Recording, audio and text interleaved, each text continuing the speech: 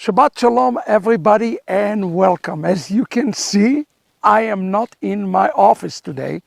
We are on the road this weekend, and I didn't want to pass out of this opportunity to give you a devout Torah for today. So we're going to go old school today, as you can see.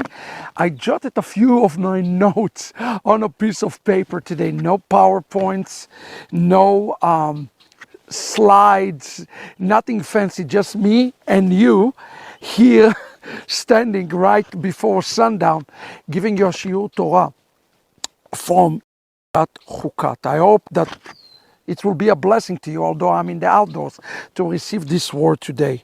In this Torah portion, this Shabbat, we are reading about the event that's known as the burning of the Para Aduma, or the red heifer. Now, we are seeing very complicated ritual that takes place with the Para Aduma. If you have your Bible today, I will focus on the Hebrew.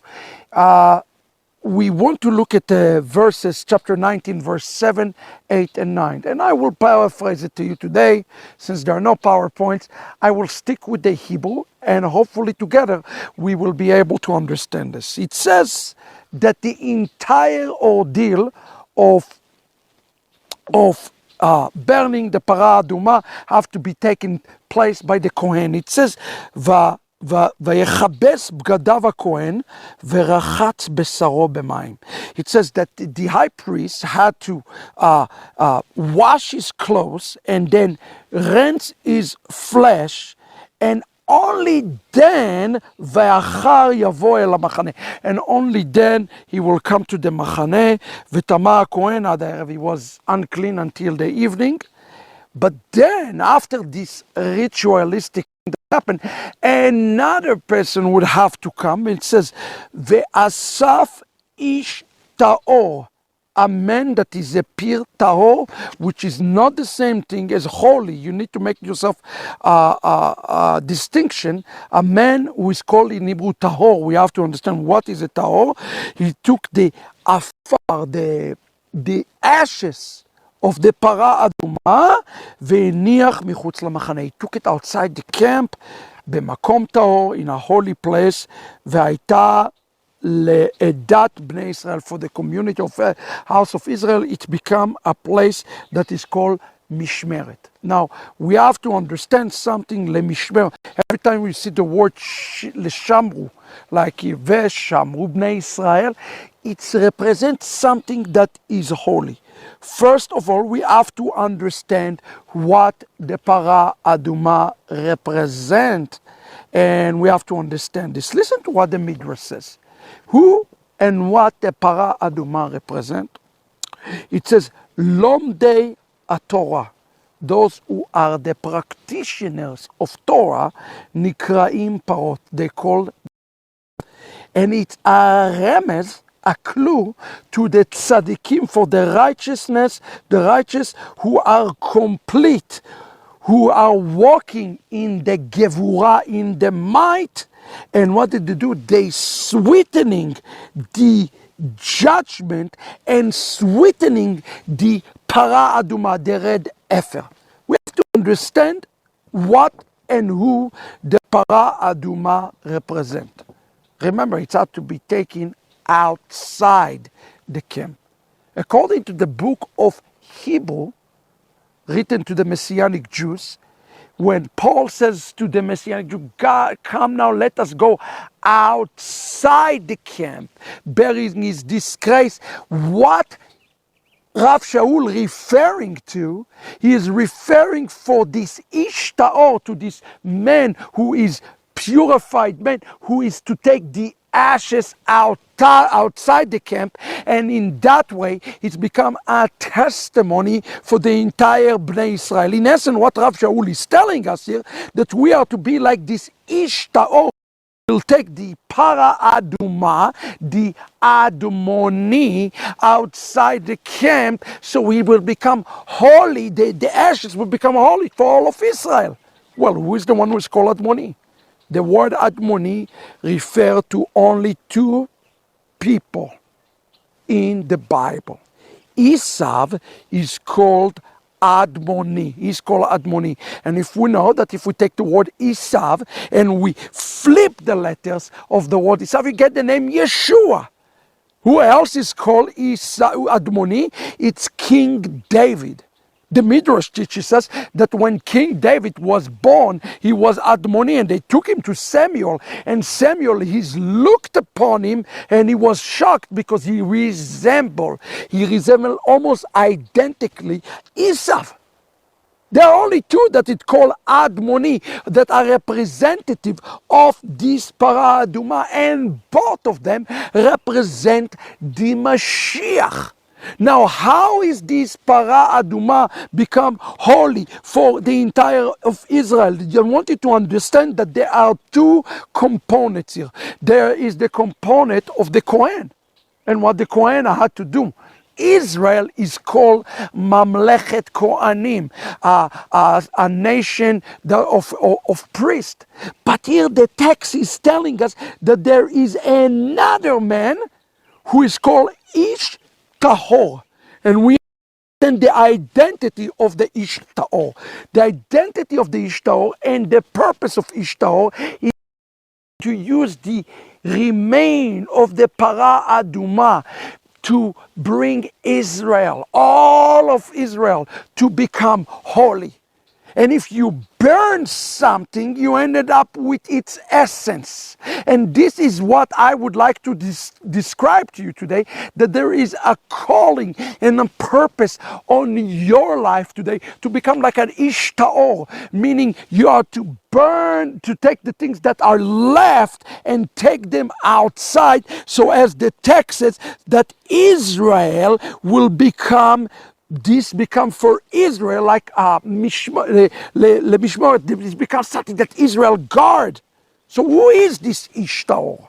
Who is this man who is taking the essence of the Para Aduma, the essence of the Mashiach out? Listen to what the text says again. Let's pay attention to the text.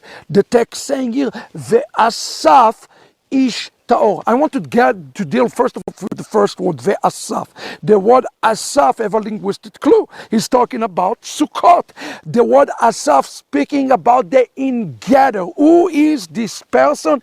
It is a person who is in gathering others around him. He is in gathering the remnant of the Para Aduma, the remnant of Edom, the remnant of Esav, and he's bringing it back in. You see, we're speaking so much about remnant. Well, guess what? The job of the remnant others around. Our job today to gather somebody else around us to be able to go. This a remnant of the Paraduma, the remnant of Mashiach, and all over the world. And here the Midrash is giving to what the Midrash says. It says, Ve'asaf ametzu. Who is the one who is called the holy man? Oh, you would think, oh, he's a wonderful man. No, he is a man who become a leper. He's one who take upon himself the identity of the Para Aduma. He's take himself that tumah. Remember, everybody who come in contact with the Para Aduma becoming tameh. He's becoming unclean. And here it says, who is he? He is called the leper. And who is he in gathering? Ve'asaf nitchei Israel. You want to know who is the Ish Tahor who find the remnant of the Paraduma, of the Admoni, of Esav, of David the Melech, and bring them back in? Let me tell you who it is. Who is one go to the four corners of the earth and gather the holy Jewish spark, the sparks of the house of Israel that is found inside the Paraduma. It should not be a coincidence to anybody. You want to know where this remnant is found? They are finding in Christianity today, in the gathering, in the Anusim, in the Lemba tribe, in the Hebrew tribe, whoa, you see how I'm getting so excited here, my goodness. And here it says, Besorah According. The moment he is taking out the ashes, it says he is considered as good as dead. אוקיי? כשם שעפר הפרה מטהרת, כך גם תפילות הצדיקים. This is very important. This is very significant. I want you to hear what I'm telling you here, that the Midrash is saying. The Midrash is suggesting that by taking the ashes, by gathering the sparks, by gathering the house of Israel, it is equivalent for the prayers of the righteous, but it also means that the one who is busy in the process of gathering, he is good as dead.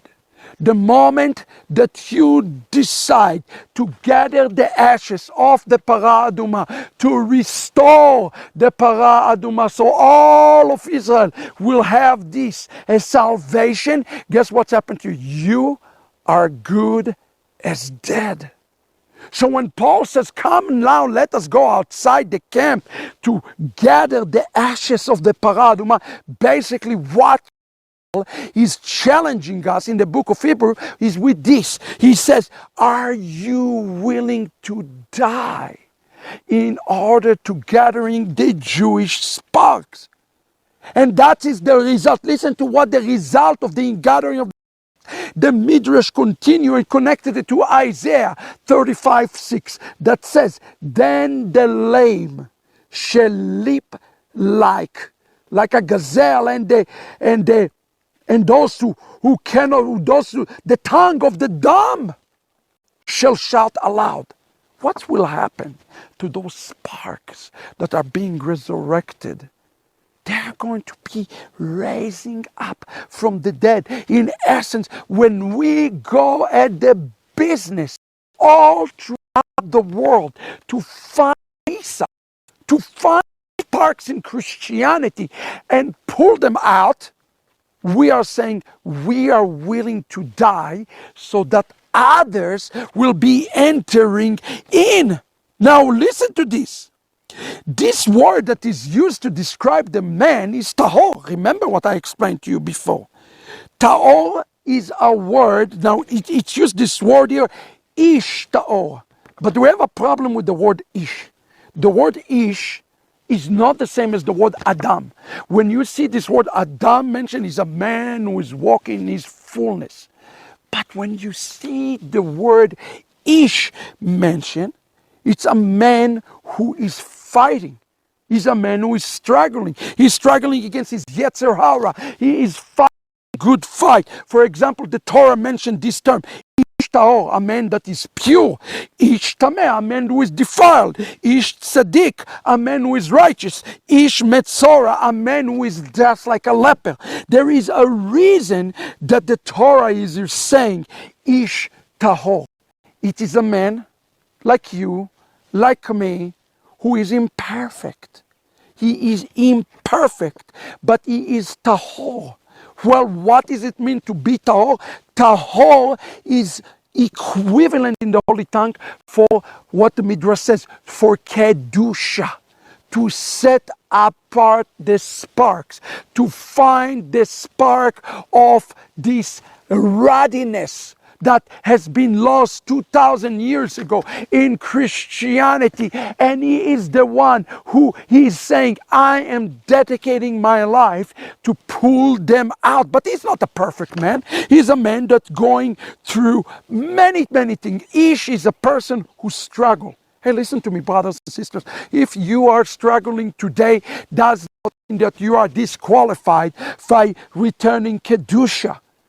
What we need to do is commit yourself to bring Kedusha by gathering those sparks. It doesn't mean that you're perfect. It means that you're willing to go outside for a journey. It's like the Enterprise, you're going out to a place no man is going before. Look at what is happening now. Next 2 weeks, we are signing this agreement with Dominican Republic, the first event in the history of Messianic Judaism. We are going to launch next year the yeshiva in Korean, the first Messianic yeshiva ever to launch in Korean. In Africa, we're going to launch the very first Messianic Jewish synagogue. Does it mean that all of those projects going to be perfect? The answer is yes. They are going to be perfect because our focus is on the gathering the spark. It doesn't mean that physically everything going to be perfect, but what it is going to do, it's going to cause the children of Israel to guard this afar, these ashes, because we strip out of Christianity, we strip out of it the things that are not holy, and we ended up with something that is holy. So today I want to tell you something, friends. If you have a ministry, hey, as long as your ministry is focused in collecting those sparks, okay, not only that you're considered good as dead, but that's not such a good news, right? But it's mean that others will be resurrected because of your ability to become a leper. What did it say in the book of Isaiah chapter 22? Who will receive the key of David?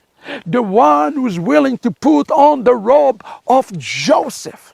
Today I encourage you, take the robe of Joseph by willing to die. Willing to die for other ones around yourself. I didn't choose my life. God is giving me opportunity. He said, are you willing to die to what you want, to do what I want you to do? Many of you know my story. I was a CEO of a company that I founded, very successful, very fortunate. And one day God says to me, are you willing to put your treasures aside to store the treasures in heaven? And it was painful. It was very difficult decision. I had to die as long as for him to live, not just in me, but to bring the message of life to those who are around me. Again, what is his pre-qualification? What is the word for it? Asaf. Asaf, the Hebrew word asepha, mean to ingather. Beloved, we are getting ready for the greatest ingathering in human history right now. And it's an ingathering of every nation, every tribe, and every tongue. And we invite you to be part of this asepha today. So what do we have to do? Listen to this. We have to take them outside the camp. Yes, you need to pull outside your camp. Oh, I'm Jewish. Oh, I'm a Christian. Oh, I'm so-and-so. We all have camps, beloved. And God is telling us today, we need to walk outside of a camp. Yeah, outside of the camp is a place that is uncomfortable for us because we're no man's land. Who are the Messianic Jews today? For the Christians, we're not Christians. For the Jews, we're not Jews. It's a difficult place for us to be in, beloved. But let me tell you something about this place. Is Makom Tahor. He's a place that he's going to bring holiness to those who are coming to this place. Why? Because Yeshua is in this place. And I'm not talking about Yeshua of Christianity or Yeshua of Judaism, the way Judaism today, 2,000 years later, portray Yeshua. It's the Yeshua, the authentic Yeshua. And you know what? When you found it yourself in the place, the authentic Yeshua, there is place to be.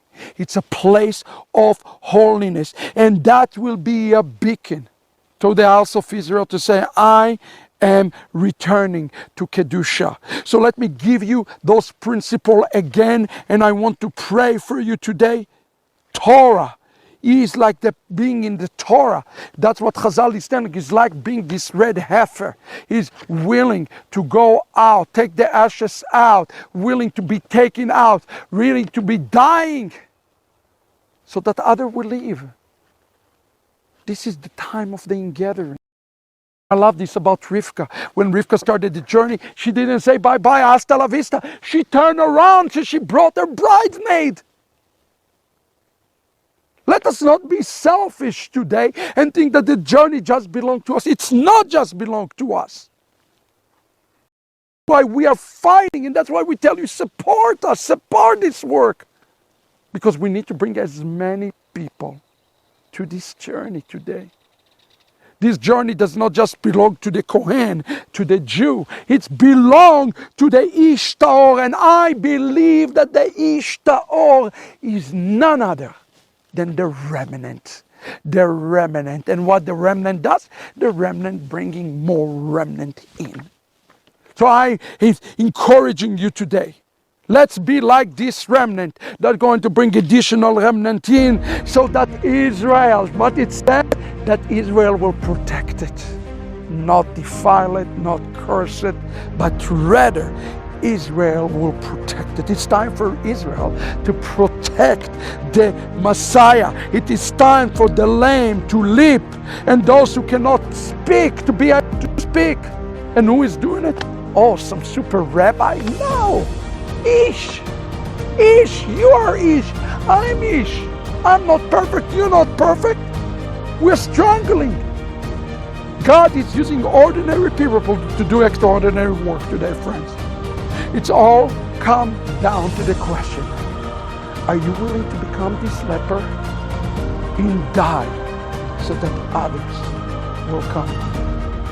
Lord, in the name of Yeshua, I pray today that we will die in carrying the authentic Messiah out, the Afar, through Ish Tahor, and in that all of Israel will see it and will be saved, and the remnant from the church will see it and will be saved, and the remnant of the Kohanim will see it and will be saved, and all of Israel will be saved in these days. In the name of Yeshua, what a great commission you've given each and every one of us to become this Ish Tahor.